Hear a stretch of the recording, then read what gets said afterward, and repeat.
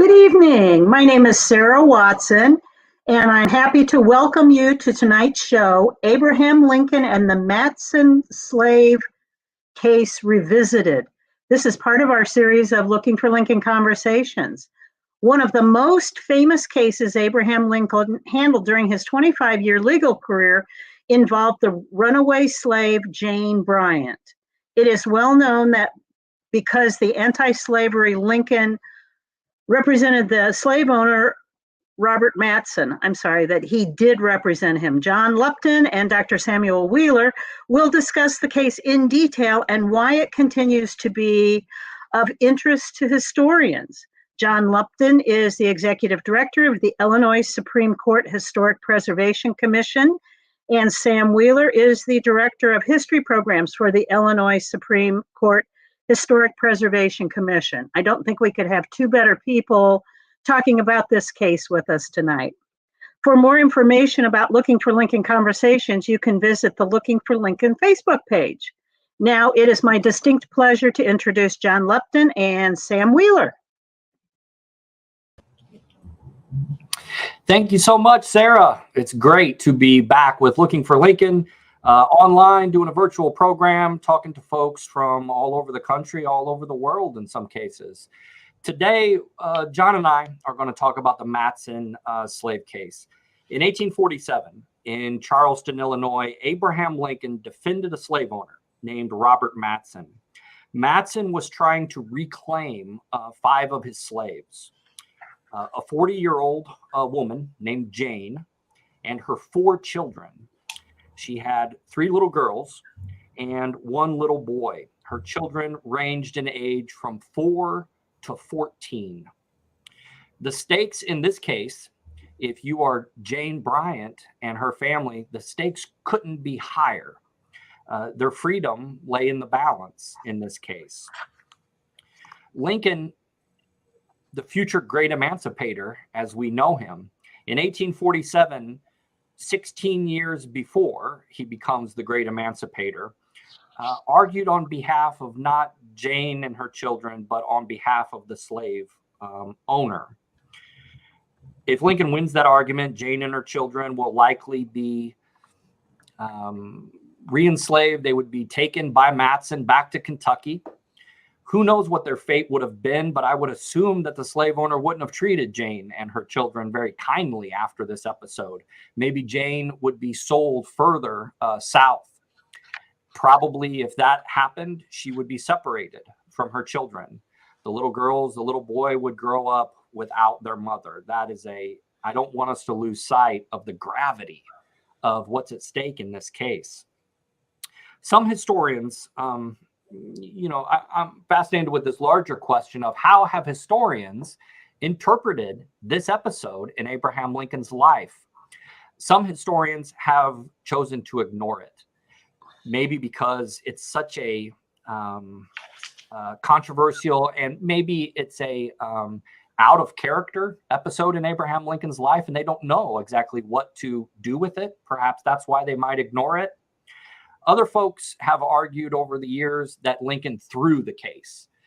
In essence, they accuse Abraham Lincoln of a gross ethical abuse, where he didn't really try very hard on behalf of the slave owner and maybe threw the case. I don't believe that's an accurate interpretation of this case. Other historians have argued that Lincoln was simply a lawyer. He was defending anyone and everyone in his law practice. In the words of the great David Donald, he says that Lincoln's profession was the law, not morality. As a lawyer, everybody was entitled to a defense, and it was up to judges and juries to make sure that justice prevailed in the end. Others have been quite critical of Abraham Lincoln's role in the Matson slave case. Lerone Bennett, for instance, argued that Lincoln's defense of a slave owner demonstrated his true feelings. The great emancipator narrative under Bennett's famous thesis was really a myth. It was a fairy tale we tell ourselves to feel better about the past. Bennett, of course, argued Lincoln was forced into glory as president, and he never really rose above the white supremacist feelings of the Illinois that he grew up in. John Duff in 1960 wrote a very good book on Lincoln the lawyer. And in that book, he has a chapter on the Matson slave case, and he struggled to explain why Abraham Lincoln in 1847 was involved in this case. He called Lincoln's involvement in the case, quote, one of the oddest anomalies in the life of this man of paradox. That's a nice summary of how he tried to interpret Lincoln's role. I don't want to speak for John, but for me, over the next 30 minutes or so, I don't feel any obligation to defend Abraham Lincoln, to make excuses for him and his participation in this case. What I'm interested in is trying to explain why he did what he did, trying to understand why he did what he did. Why did the future great emancipator work on behalf of the slave owner to seize his human property?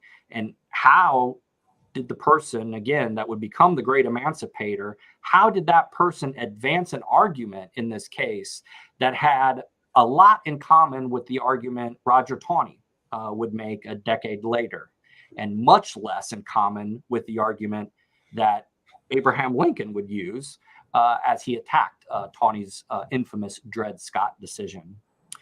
We'll talk for the next 30 minutes or so, and then we are happy to take your questions. John, I'm going to throw it to you, and maybe the best place to pick up at this point is let's look at that case itself. Sure. Thanks, Sam, and thanks, Sarah, for that nice introduction earlier. It's interesting that almost every recounting of this case starts with Matson. And, we call it the Matson slave case. But I'm trying to get away from that because I think it takes away Jane Bryant's agency. It's really not the Matson slave case. It's the Jane Bryant freedom case. It's what it really is. So I want to start with her. As she was a slave. We don't know how long she was a slave, probably since her birth. Born in Kentucky, most likely. She ended up coming to Coles County in 1845 with her children, basically because she wanted to be near her husband, Anthony Bryant, who was the African-American overseer of the farm that Matson owned in Coles County. So that's how Anthony Bryant got to Coles County, and that's how Jane, why she wanted to come to Coles County.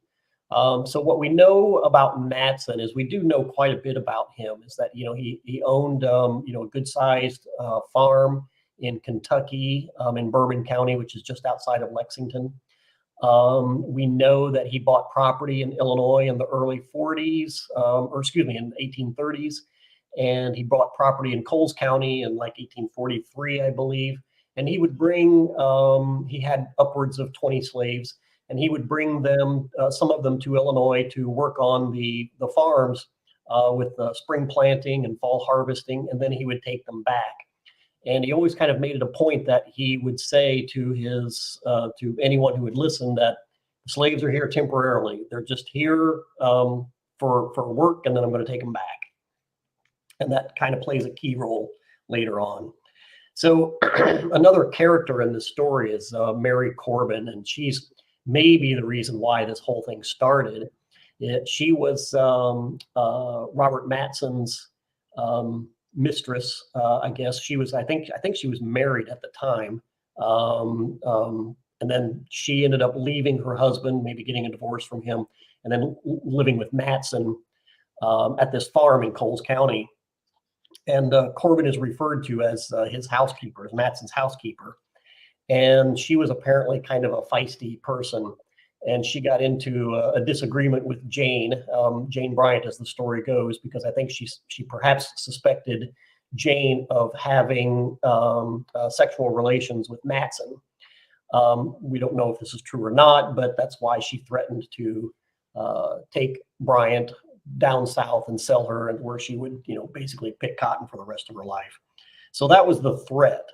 So Anthony Bryant goes to a couple of abolitionists in Oakland, Illinois, which is just north of Charleston, and Hiram Rutherford and Gideon Ashmore. And he basically tells them what's going on. So the abolitionists say, go home, get your family, bring them up, we'll take care of things. So then at that point, Matson comes up from Kentucky, sees that his slaves are gone, finds out that they're being kept by Rutherford and Ashmore. So he obviously wants his slaves back. So what does he do? He turns to the legal system.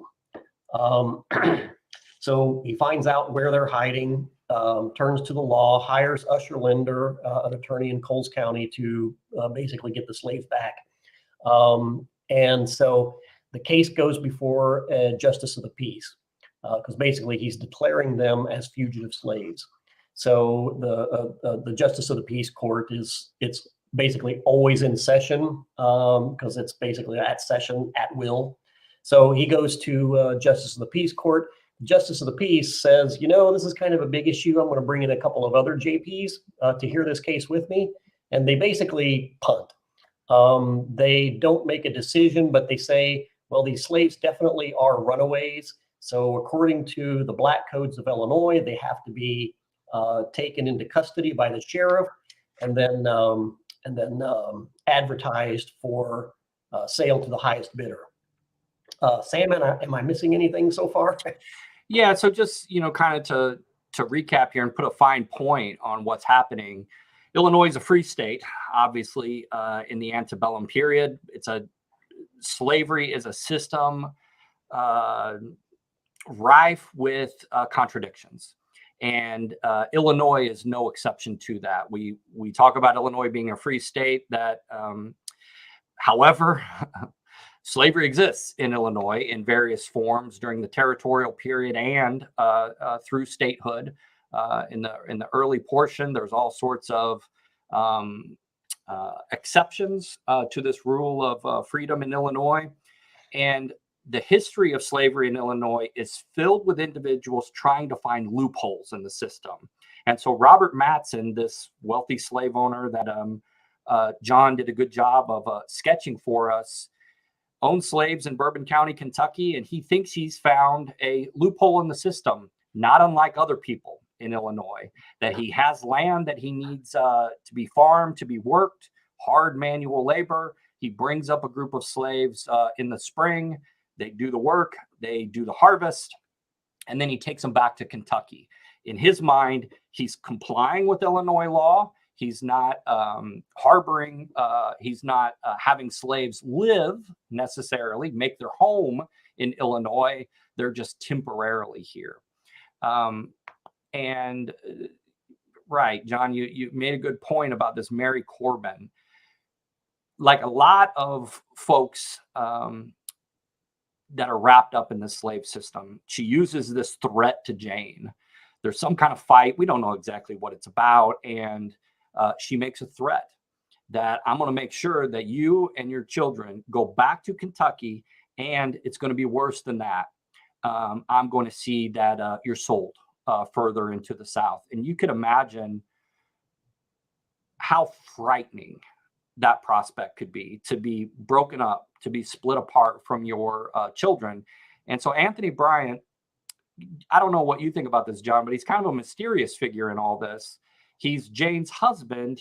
We're told that he's a free person of color, but he takes it upon himself to figure out a way out of this mess. And that's when he hooks up with these abolitionists. And that's where they hatch this plan that Jane and the children are going to run away, be harbored by the abolitionists. Matson comes back and he turns to the legal system. I think it is remarkable that he chooses Usher Linder as his lawyer. I do not like Usher Linder. In Illinois history, Usher Linder comes about in a few different ways. We know him as a Democrat, turned Whig, turned back to the Democrat Party, a brilliant orator. He's involved in legal cases with Abraham Lincoln. But where I know him and where I began not to like this figure that lived 180 years ago in Illinois, he was the Attorney General of Illinois during the Elijah Lovejoy murder. He did a lot to fan the flames of the mob when that ultimately killed Elijah Lovejoy for daring to write abolitionist literature, publish it in the newspaper. Usher Linder, not a great guy in my viewpoint. I know him much less as a circuit riding lawyer. You ever come across Linder much in your research, John? Actually, yeah. When I was part of the crew that traveled around, basically literally following in Lincoln's footsteps to go to searching for all the Lincoln legal papers, Linder was quite a circuit traveler. We found him in Shelby County and Edgar County, Piatt County, a lot of the counties that surround Coles County. And Coles County was, I should probably clarify this too, Coles County was never in the 8th Judicial Circuit. It was in the 4th Circuit. But Lincoln frequently stopped in Charleston to see his parents, who were still living there south of Charleston at that time. So even though Charleston was never on the 8th Circuit, in the 1840s, Lincoln a lot of the times formed his own circuit out of the 4th and the 8th. And it looks like Linder was kind of doing the exact same thing, forming his own little circuit of counties around the 4th Circuit and the 8th Circuit. So on Matson's behalf, Linder goes before the Justice of the Peace, and they get Jane and her children arrested, sent to the jail, and a process begins to unfold that's outlined in the Illinois Black Codes, that these Jane and her children are basically asked to produce a certificate of freedom, their freedom papers. They don't have those. And so they are jailed, and under Illinois law, the sheriff posts a notice that there will be a auction in which Jane and her children will be auctioned off to the highest bidder for 30 days to work in Illinois. And those proceeds that they earn would go to pay down, their upkeep in jail. And in the upcoming October 1847 Coles County Circuit Court, there would be a case in which the judges would decide ultimately what is the fate of Jane and her children. In the meantime, there are, in this case, what I call them sort of countersuits taking place. The abolitionists are not happy with how this case is proceeding. They're worried about Jane and her children's fate. And one of the abolitionist brothers, Gideon Ashmore's brother, he is a justice of the peace as well. And he serves Matson with a summons to appear before the judge. And he's accused of living in an open state of fornication with one Mary Corbin. Your housekeeper is not really your housekeeper. You're in a relationship with her. And so they charge him with this crime in Illinois, requires to post a $200 bail. And he's got to sit in a trial upcoming in which he faces a fine and prison. Nearly the same time, Matson files a lawsuit against the two abolitionists, Rutherford and Ashmore. According to the Illinois Criminal Code, these fellows are accused of harboring runaway slaves. And according to the law, they can be fined $500 per slave that they're found guilty of harboring. And so Matson sues them for $2,500, the $500 for the 5 slaves. Each, actually. He's actually suing each of them. So there's a case against Rutherford and a case against Ashmore. So he's really hoping to get $5,000 out of this. So the nutshell is we've got a mess going on in Charleston, in Coles County, in October of 1847. We have all these different suits, but at its heart, that's what it's over, is Matson and his slaves. The abolitionists retain attorneys We said that Matson hired Usher Linder, Ashmore, and Rutherford. They hire Orlando Ficklin, a Democrat member of Congress from Charleston, well-known lawyer. And John, I don't know what you make of this, but I would feel terrible if I didn't mention it.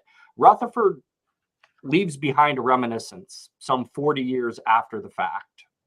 And he has a curious story to tell. He says that in this period, he's looking for another attorney to add to the abolitionist team. And he says in October of 1847, the lawyers, the circuit riding lawyers, have now come to Charleston. And he goes to the tavern, the hotel where these lawyers are staying, and he wants to hire a lawyer. And sure enough, he sees on the veranda Abraham Lincoln sitting in a chair surrounded by other lawyers. And he's telling them a story that goes on way too long, right? And Rutherford waits for him to finish and then pulls him aside and explains the situation about Matson, the slaves, the countersuits, etc. Asks him, Abraham Lincoln, will you join our legal team? And Lincoln looks at him and says, somebody has already approached me, and I'm going to be working for Matson on this case. If I can get out of that, if I can obtain a release from working with Matson on this, I'll let you know, and I'll serve on your side. And according to this reminiscence, way after the fact, Rutherford says, sure enough, he received word later on. Lincoln got out of serving on Matson's side and said, I'll take your case in this. I'll serve with you guys. And Rutherford is so angry by this, he tells Lincoln, no thanks. Thanks, but no thanks. Do you think that happened, John? Reminiscences are always so, 50-50. He sent a letter to his brother, I think, right after the case ended. And he kind of relays a lot of the facts of the case, but he doesn't relay that specific episode of him approaching Lincoln and Lincoln rejecting him and them getting into a huff and going find another attorney. So, I don't know. You have to take sort of every reminiscence with a grain of salt. I don't have any reason not to believe it. It probably did happen. He also did some interviews, Rutherford did, with Jesse Weick, who is a Lincoln biographer in the late 19th century, and it kind of recounts the same story. So probably it's true. Maybe. I'll throw out a counter argument on this one. It could be that Rutherford, years later, in the 1880s, 1890s, is reflecting back on all this. Abraham Lincoln's been dead since 1865. He's known as the Great Emancipator. He is celebrated the world over as the savior of the Union, but also the destroyer of American slavery. Rutherford looks back on his life and says, well, I knew Abraham Lincoln back in 1847, and he wasn't fighting to free slaves then. He was the opposing counsel in a case where I stuck my neck out as an abolitionist to try to take the side of Jane and her children. And maybe he's constructing a narrative, maybe as an old man, that he confronted Abraham Lincoln. And in this reminiscence, he says, our anti-slavery feelings are in line. Why wouldn't you take my side in this? And I don't know. I maybe smell a little bit of a rat, because in 1847, how well is Abraham Lincoln's anti-slavery credentials at that point? Maybe not quite as high. Yeah, probably not quite as high. And actually, that's something we're going to touch on here shortly. Okay. So let's move up to October of 47. And, so it's the middle of the month, and the sheriff actually posts another announcement that he's going to have an auction on October 14th, where he's going to basically sell the slaves to the highest bidder. And then again, this is, really disconcerting to the abolitionists, because there was this talk about the possibility of Matson having one of his henchmen ready with a wagon to go to take the slaves back to Kentucky if he were to win. Or that he might even be the highest bidder at this auction. And then there was also the abolitionist forces who were, possibly ganging up to prevent that from happening. So you really got kind of a lot of excitement going on in Charleston at this time. And so I think kind of as a last minute resort here, or a last second resort here, the abolitionists have a writ of habeas corpus filed on behalf of Jane and her children. And a writ of habeas corpus is basically just, it's a writ that resolves false imprisonment. So the idea is that Jane and her children are being imprisoned falsely, and that this writ will free them. And writs of habeas corpus were actually used quite a bit to free African Americans. But the Illinois Black codes actually said that you cannot use writs of habeas corpus to free potential slaves or possible slaves. So they basically had to say, well, they're not slaves because they're free because they're in Illinois. So we have this habeas corpus case. So then that's when we get to the actual meat of this particular case, with Jane Bryant in effect suing for her freedom, and Lincoln representing Matson to prevent that from happening. So there were some depositions taken. There was some witness testimony that was given at court. And the abolitionists are basically arguing that, the legal points that they were arguing was that, Illinois is a free state. So once you bring your slaves into Illinois, they're free, and they're basing this on the Illinois Constitution. They're basing this on the Northwest Territory or the Northwest Territory Act. So you've got all this kind of body of law.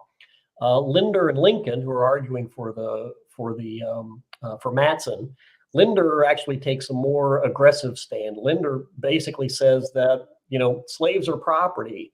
It's like carrying my pocket watch. I can take my pocket watch anywhere in this country that I want to.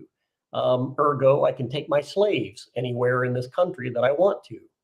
So that was Linder's argument. Lincoln's argument was much more confined. And Ficklin even said in one of his later reminiscences that Lincoln's argument was kind of the crux of the case. So the question was whether the slaves were being domiciled in Illinois or whether they were just in transit. So there's a whole body of legal cases where you have some southern, I think Missouri and Kentucky and Louisiana, they basically had cases before their Supreme Court where slave owners took their slaves to settle in Ohio or Illinois or some other northern state. And because of that intent to settle in a northern state, their slaves become free. So that's the domicile point of view. In transit, there's another body of law that says if I'm just moving, or if I'm just basically going from one slave state to another slave state, but I have to pass through a free state, my slaves remain slaves. So that was kind of the crux of this whole argument that the attorneys were making. And again, Lincoln really kind of nailed, as he typically did in lawsuits, what the point of the case was. Are they being domiciled in Illinois, or are they just passing through Illinois? So that was the question. That was the question. And as you say, John, Lincoln did a good job of arguing the fine point on behalf of Matson. I believe he probably could have made a very good argument on behalf of Bryant and her children based on the same case law with a different interpretation, perhaps. Exactly. At the end of the day, what's important is what was the decision. And Justices Treat and Wilson, they don't buy Linder and Lincoln's argument. They say that the Bryants didn't escape slavery into Illinois. They're not fugitives. Matson voluntarily brought his slaves into Illinois. He wasn't in transit with those slaves. He wasn't passing through Illinois, but by settling them on his farm for a period of 2 years, he was effectively introducing the vile system of slavery into Illinois. Thereby, those slaves were free. And Jane and her children were now free people. And in the aftermath of this case, Matson is reportedly very angry. Disgusted with the verdict, he goes back to Kentucky. I think that it's interesting he chose not to appeal this case to the Illinois Supreme Court. That would have been an interesting case, I think, because the Supreme Court would have been forced to define, this is at least my prediction on this, the Supreme Court in the next decision would have been forced to define what is in transit versus domicile. What exactly does that look like? And that case, that decision would have been significant. Do you agree with that, John? Yeah, I did. I do. And, there was a similar case, the Willard case, which occurred in 1843, which is really kind of almost exactly like the Matson case. So if the Matson case would have gone to the Supreme Court, it either would have upheld or overturned the earlier Willard case. Yeah. Excellent. And so in the aftermath of this, Lincoln returns to Springfield. Within a week, he's leased out his house. He takes Mary and the boys to Lexington, and they're off to the United States Congress. Lincoln is a congressman, and this is his first opportunity to serve in the nation's capital. And during that term, he's not just opposed to the Mexican War, but he attacks slavery in the District of Columbia, trying to make the slave trade illegal in the nation's capital. Interesting. He doesn't say much about his participation in the Matson case. He sees Ficklin in Washington. He compliments him about his argument in the case, but you don't hear any other reminiscences of Lincoln involved in this case. Illinois, what happens to Illinois in the aftermath of this case? They pass the Constitution of 1848. They strengthen their black laws, their black exclusionary laws. Through the Civil War, they maintain sort of that stance of wanting to exclude African-American settlement in the state, make it more difficult. Illinois is not united on the Emancipation Proclamation, and it's not until 1865 that Illinois becomes the first state in the Union to ratify the 13th Amendment to the Constitution. By this point, Illinois sees how important the end of slavery is to maintaining the Union. And in the same year, they finally repeal those infamous black codes here in Illinois. So, John, let's get to the real guts of what we're talking about today. Why? Why did Abraham Lincoln participate in this Matson slave case? Maybe to get to the why, we've got to figure out the when. When did Abraham Lincoln hear about this Matson slave case? When did he get on board the side of Linder and Matson?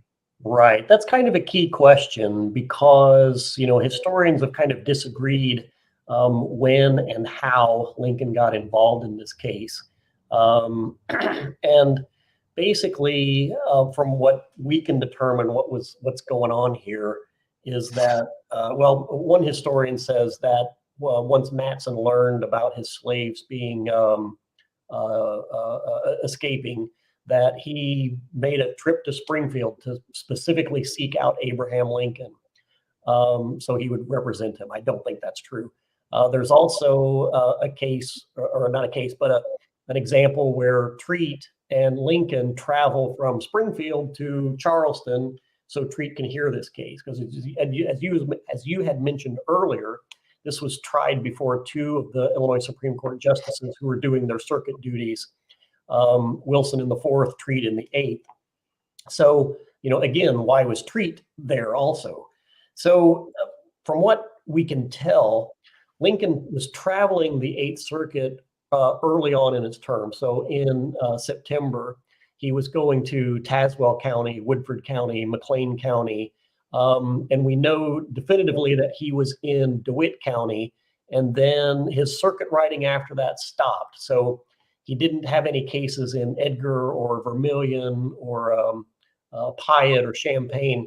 So it looks like he was just wrapping up business before he was going to Washington, went back to Springfield.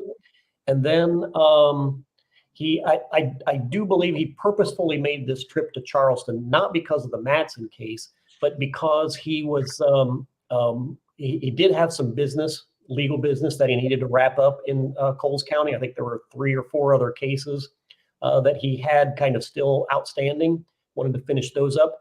And he also wanted to see his parents before he's going to leave. He's going to leave for 2 years.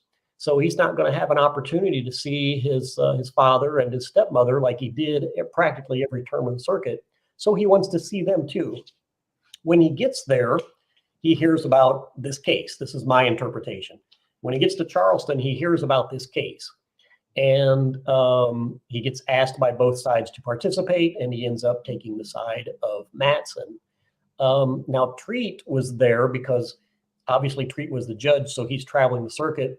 Edgar County and Coles County are actually the same. The court is the same, but they're in different circuits, obviously. So Treat is holding court in Edgar, and Wilson is holding court in Coles.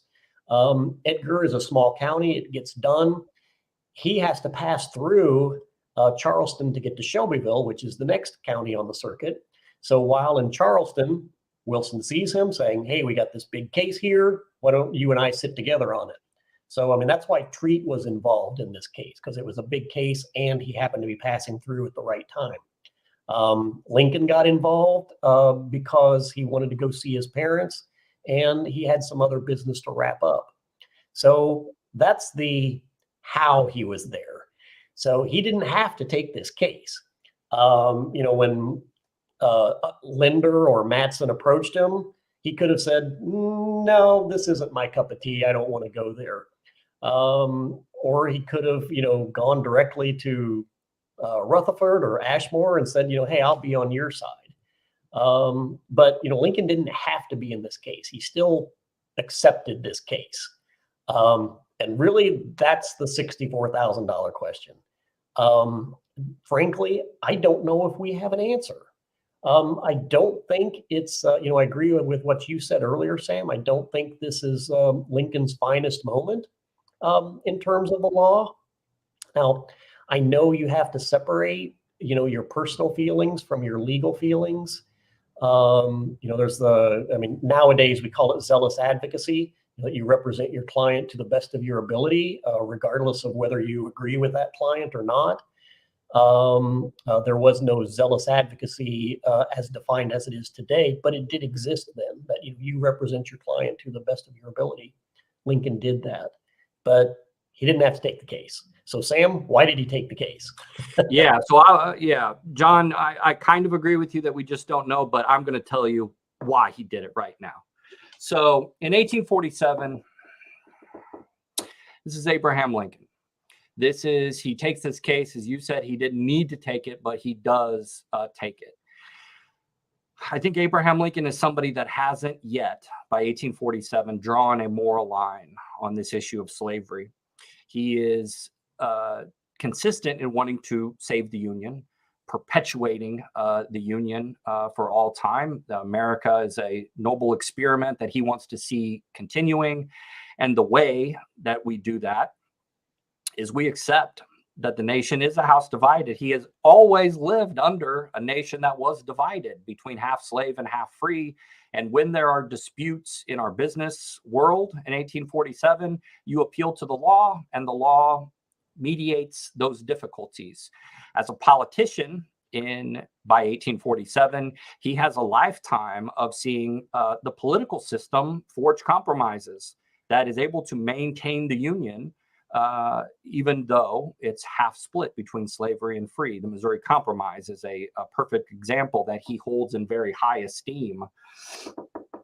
I'm troubled by somebody that studies Abraham Lincoln, that he's able to sit on the veranda in October of 1847, and it seems to me that it's easy for him to justify arguing for either side in this case, that he's playing a small role in helping to preserve the Union through the legal system, arguing either side of this issue.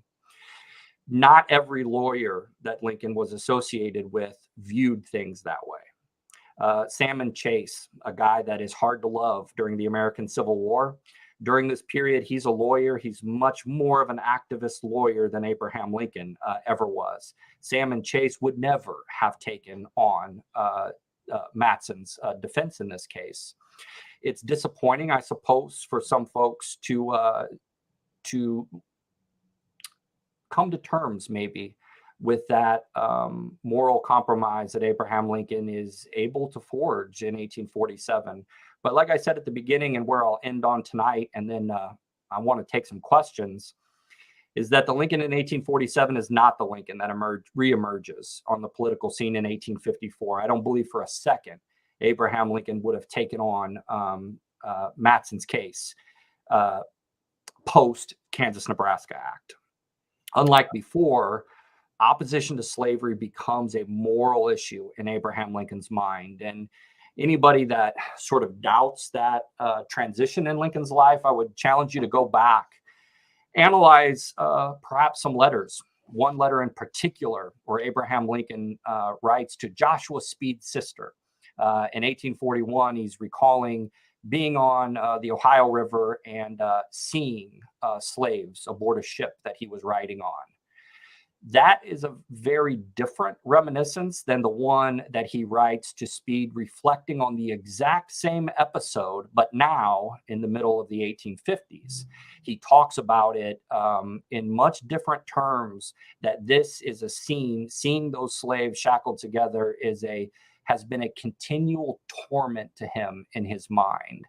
It's an interesting insight into Abraham Lincoln and the issue of slavery and the role that it's begun to occupy in his mind. So I do see an evolution in Lincoln. As historians, I don't think we should shy away from talking about Abraham Lincoln in the 1840s and then juxtaposing that, talking about that contradiction. Sam, I mean, I don't disagree with much of what you said. Sometimes I look at these, suggestions that there are reasons why these historians have come up with, these grand, as you were talking about, these, this was the delicate balance that the free slaves and the slave states had, and Lincoln was just participating in that delicate balance by representing slave owners. Sometimes I think these grand theories can maybe be a little bit too grand. Sometimes I think it could just be a very simple answer. And we know that he got a promissory note from Matson. There's a lot of people who say out there, Matson left Coles County right after this case was over, never paid Lincoln a dime, never paid his court fees. We know he didn't pay his court fees, but he did give Lincoln a promissory note. We don't know what the amount is. I'm guessing it's probably about $50.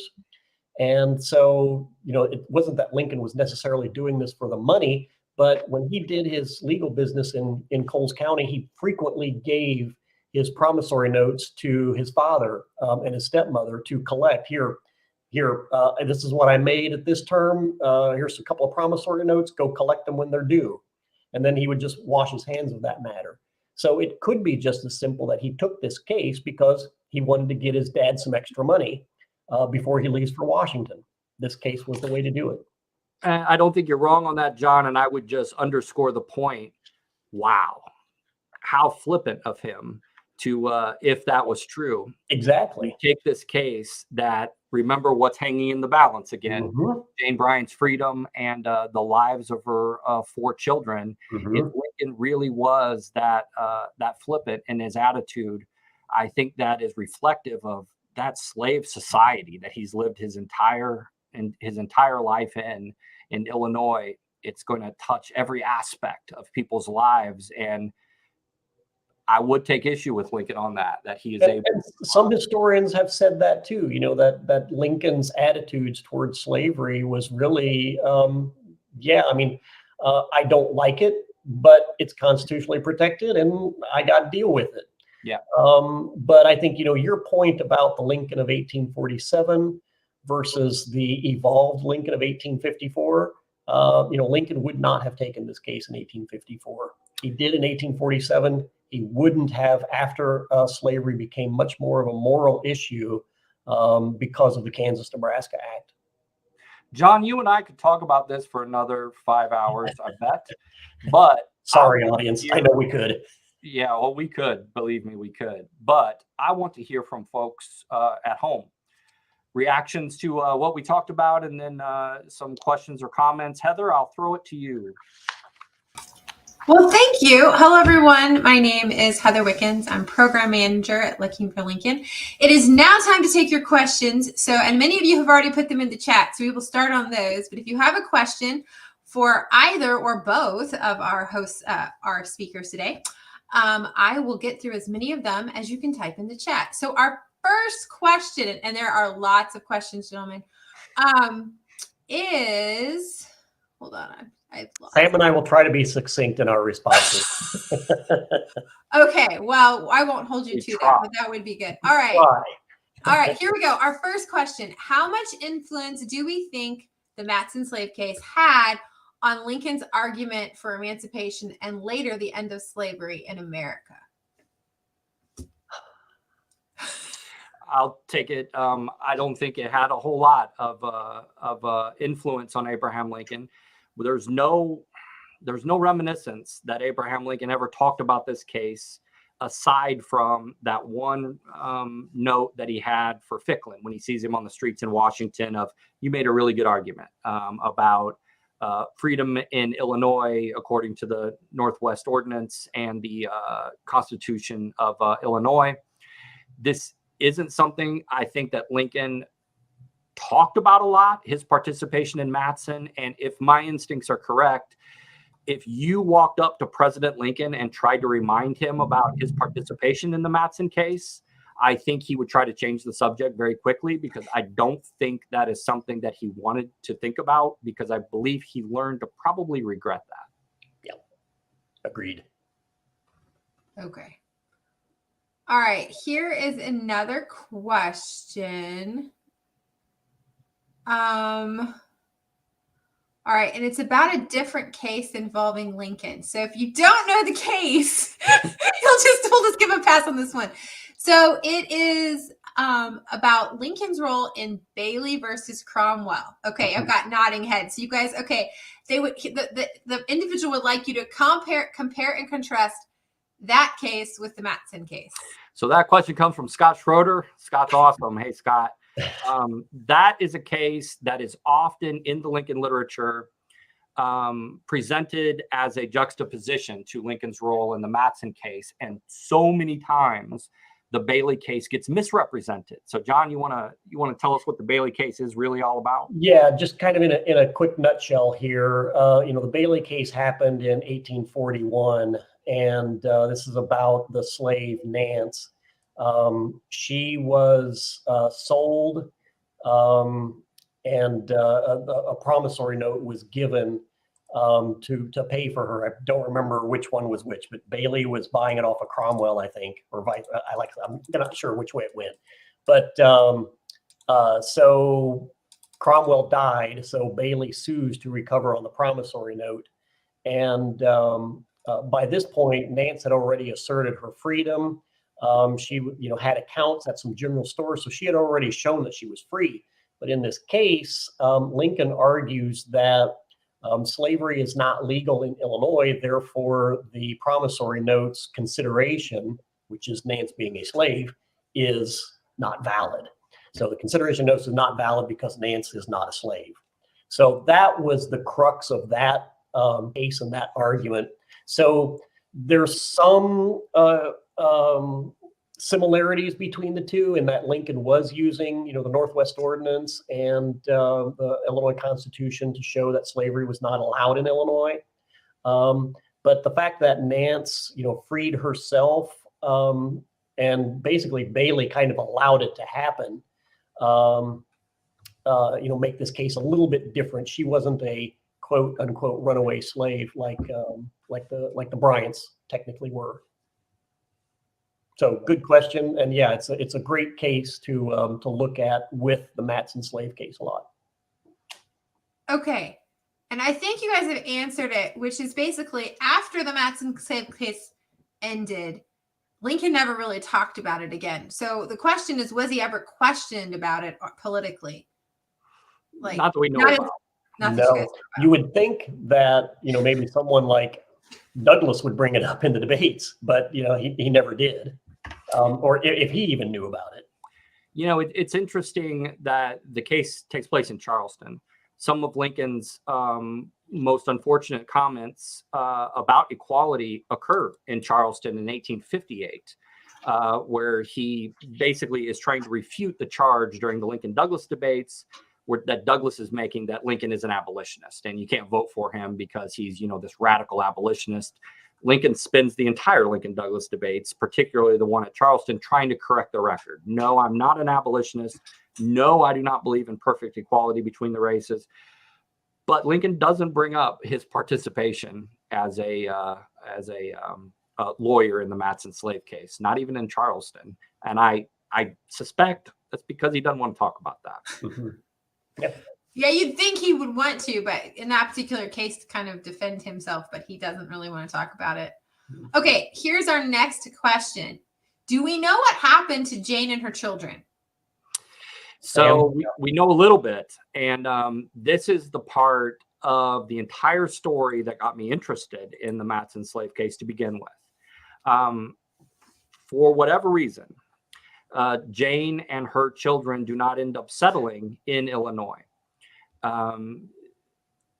Anthony Bryant, Jane, and the 4 children end up hooking up with anti-slavery folks that are involved in the colonization movement, and they sail for Liberia.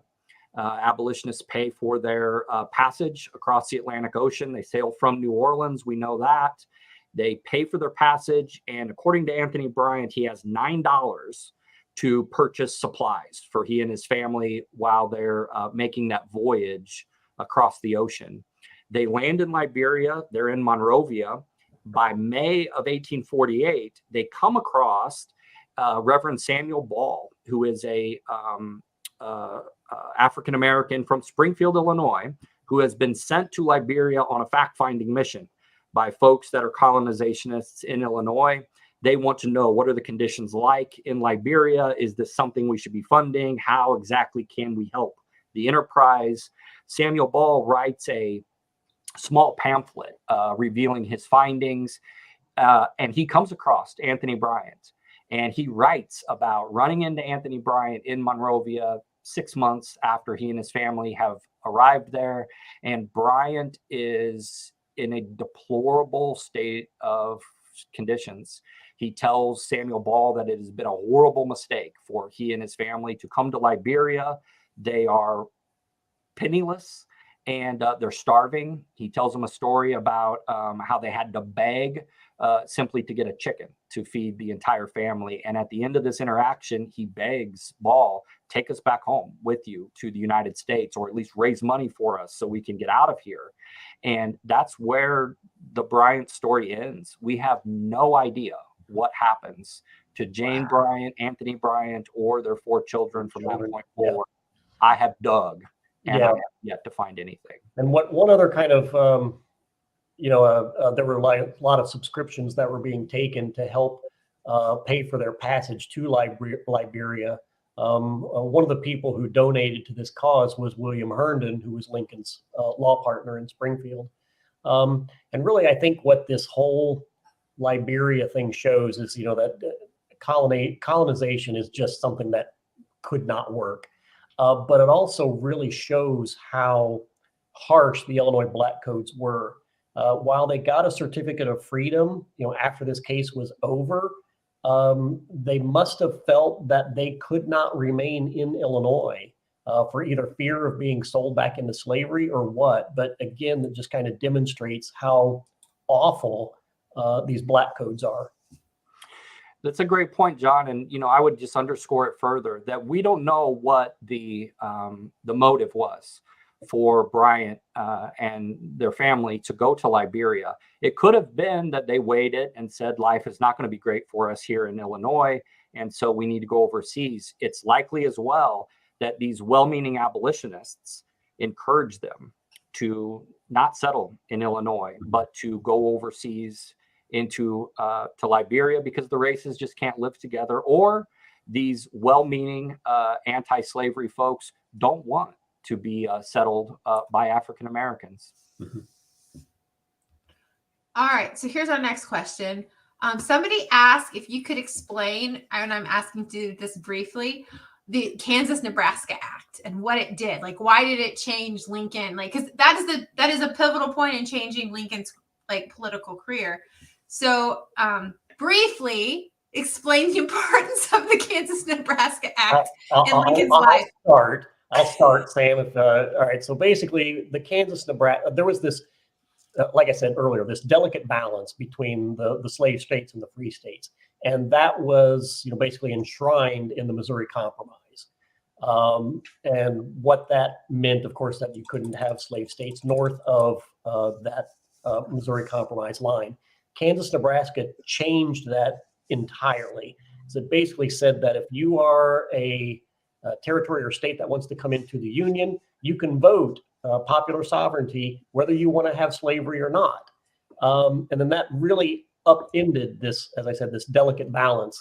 And it really, lit a fire under Lincoln's pants to get back into this, back into politics, because he was content to be just a country lawyer for the rest of his life. Kansas-Nebraska comes along and he is back into politics full force and a completely different politician than he was in the 1840s.